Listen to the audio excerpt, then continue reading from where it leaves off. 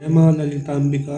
आज हम बात करेंगे ललिता सहस्रनाम स्तोत्र के 16 से 20 श्लोकों के अर्थ की। तो यहाँ पर हम देखें, पहले मैं इसका उच्चारण कर देता हूँ। तो यह है अरुणारुण कौसुंभ वस्त्र भास्वत कटी तटी।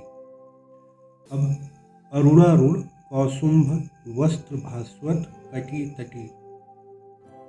अरुण अरुणारुण, अरुण मतलब सूर्यदेव के लिए आया हुआ है।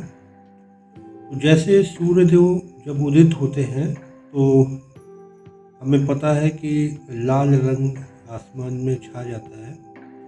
तो माँ ने ऐसे वस्त्र धारण किए हुए हैं। कटी मतलब कमर, कमर के नीचे माँ ने ऐसे वस्त्र धारण किए हैं जो अरुणारुण, जब उदित होते सूर्य की जो आभा होती है लाल कलर की, उस तरह का वस्त्र धारण किया हुआ है। पर उसमें कौसुंभ नाम का जो पुष्प है, उसका जो अर्क यानी डाई, कौसुंभ जो पुष्प होता है वो पीले कलर का होता है। तो उसका जो डाई या अर्क है वो उन वस्त्रों पर आच्छादित है। मतलब लाल कलर का वस्त्र है कमर के नीचे वाला, और उस पर पीले पीले कलर की छाप पड़ी हुई है। इस तरीके से माँ ने वस्त्र धारण किए हुए हैं। रत्न किंकिण कारम्य रशनादाम भूषिता। रत्न किंकिण कारम्य रशनादाम भूषिता। और माँ ने रत्न किंकिण कारम्य रशनादाम भूषिता, माँ ने करधनी धारण कर रखी है जो रत्नों से जड़ित है। ठीक है, और उसमें छोटी छोटी घंटियाँ लगी हुई हैं। तो मतलब माँ ने ऐसी करधनी धारण की हुई है जिसमें रत्नों से जड़ित है और उनमें छोटी छोटी घंटियाँ भी हैं। और वो ऐसी घंटियाँ हैं कारम में, मतलब उनकी जो आवाज़ है वो उस समय भी उन घंटियों से आवाज़ आती है जब माँ सिर्फ बैठी हुई होती है, उस समय भी उन घंटियों से आवाज़ आती है। मतलब माँ ने ऐसी करधनी धारण की हुई है जो घंटियों और रत्नों से जड़ित है, और उनसे बैठी हुई अवस्था में भी आवाज़ आती है। तो ये था श्लोक नंबर 16 का अर्थ। नेक्स्ट है कामेश ज्ञात सौभाग्य मार्दवोर द्वयान्विता। कामेश ज्ञात सौभाग्य मार्दवोर द्वयान्विता। अब इसका मतलब है, कामेश मतलब शिव जी के लिए आया है, ज्ञात मतलब शिव जी को ज्ञात है, सौभाग्य मतलब ये ज्ञात होने का सौभाग्य प्राप्त है, मतलब और किसी को नहीं प्राप्त है, ये सिर्फ शिव जी को प्राप्त है। क्या सौभाग्य प्राप्त है कि माँ की जो जंघाएं हैं उसकी जो कोमलता है वो, और सुंदरता, कोमलता और सुंदरता वो सिर्फ शिव जी को ही ज्ञात है और उसके बारे में कोई नहीं जानता। शिव जी उनके पति हैं। अब देखिए, इस श्लोक का अर्थ बहुत गूढ़ है, तो मैंने कहा था मैं सिंपल अर्थ बता रहा हूँ। जब एक्सप्लेनेशन होगा तो यहाँ पर इस चीज़ का बहुत ही मतलब रहस्यमयी अर्थ है। ये किसके रूप में किसकी जगह इस्तेमाल किया है वो मतलब उसमें एक्सप्लेनेशन में आएगा। माणिक्य मुकुटाकार जानुद्वय विराजिता। माणिक्य मुकुटाकार जानुद्वय विराजिता मतलब माँ की जो नी है, घुटने, वो इस तरीके से हैं जो कि मुकुटाकार है। मुकुटाकार मतलब क्राउन शेप में है, मुकुट जैसा होता है। तो माँ के घुटने जो हैं वो मुकुट के आकार के हैं, और वो माणिक्य की तरह लगते हैं। माणिक्य मतलब एक रत्न है जो लाल कलर का होता है। तो कहा यह गया है कि मतलब माँ के जो घुटने हैं वो माणिक की तरह हैं, जो लाल रंग के हैं और वो मुकुट के समान दिखाई देते हैं। तो ये था श्लोक नंबर 17 का अर्थ। 18वें पे चलते हैं। इंद्र गोप परिक्षिप्त स्मरतूणाभ जंघिका। इंद्र गोप परिक्षिप्त स्मरतूणाभ जंघिका।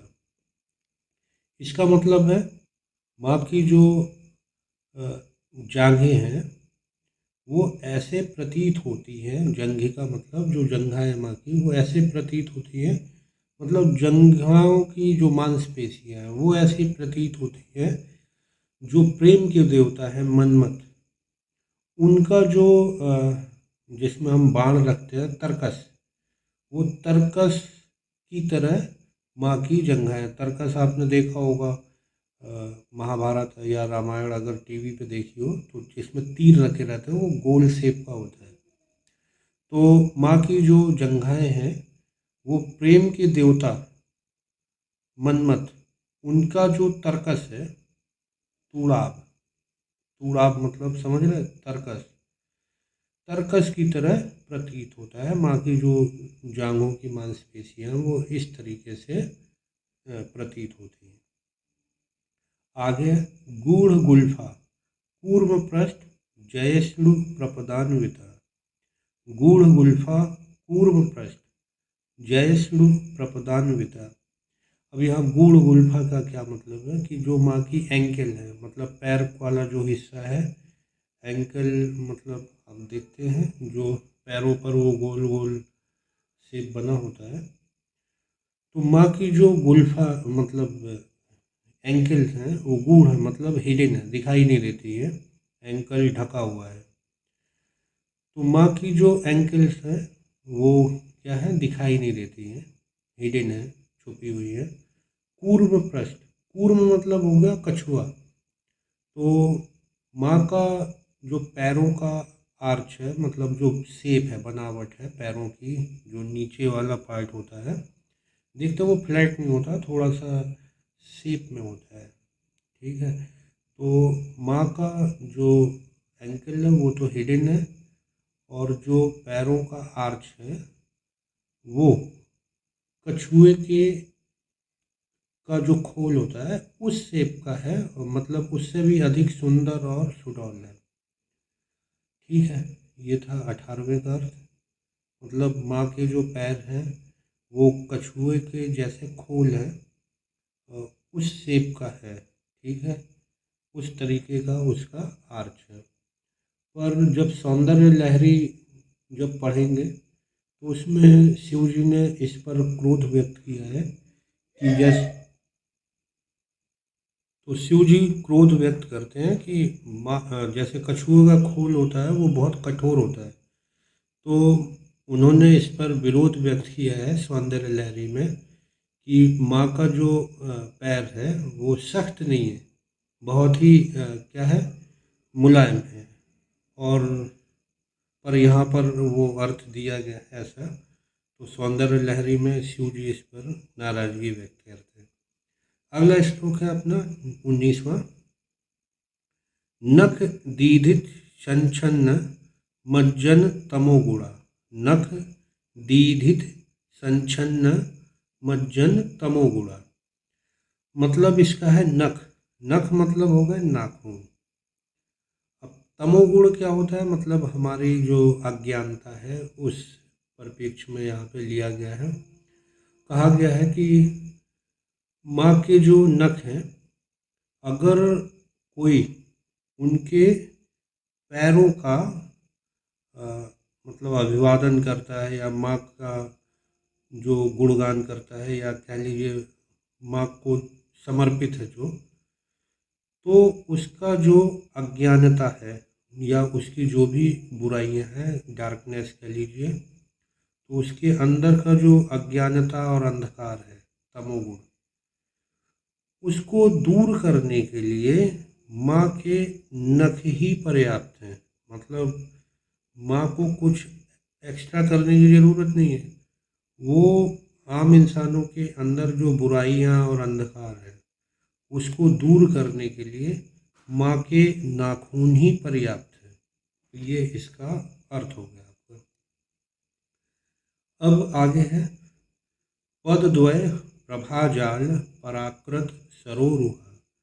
पदद्वय प्रभाजाल पराकृत सरोरुह, इसका मतलब हुआ माँ के जो पद हैं, पैर हैं, वो इतने सुंदर हैं, वो पराकृत कर देते हैं सरोवर में उगने वाले कमल के पुष्पों को भी। मतलब माँ के पैर एकदम कमल से भी ज़्यादा सुंदर हैं। बस इसका ये मतलब हुआ पदद्वय प्रभाजाल पराकृत सरोरुह। अब लास्ट वाला श्लोक का अर्थ है शिंजान मणिमंजीर मंडित श्री पदाम्बुजा। शिंजान मणिमंजीर मंडित श्री पदाम्बुजा, इसका मतलब है माँ ने अपने पैरों में बहुमूल्य रत्नों से, शिंजान मणि मतलब मणि आ गया एक, तो शिंजान मणि कोई मणि का नाम यहाँ लिया जा रहा है। तो माँ ने अपने पैरों में पायल पहनी हुई है, पदाम्बुजा मतलब पदों में पहना हुआ है। तो माँ ने अपने पैरों पर पायल पहनी हुई है जो बहुमूल्य रत्नों और मणियों से जड़ित है। ये इसका मतलब होगा। मतलब माँ ने अपने पैरों में रत्न जड़ित और मणियों से शोभित पायल धारण की हुई है। लास्ट लाइन है मराली मंद गमना महालावण्य शेवधि। मराली मंद गमना मतलब मंद गमन, मतलब माँ की जो चाल है वो मादा हंस होती है। माँ की जो चाल है वैसी मंद है, जैसी मादा हंस चलती है एकदम लहरा के कह दीजिए या इस तरीके से, तो माँ की चाल वैसी ही है।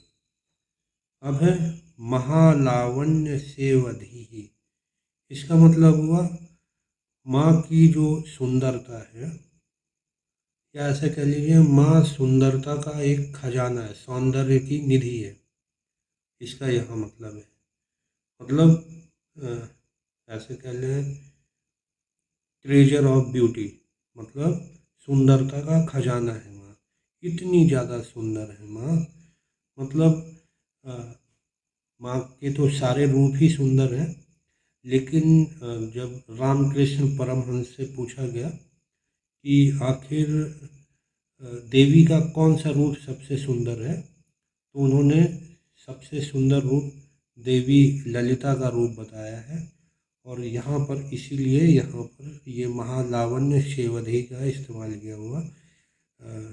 ब्यूटी मतलब सौंदर्य की निधि या सुंदरता का खजाना है माँ।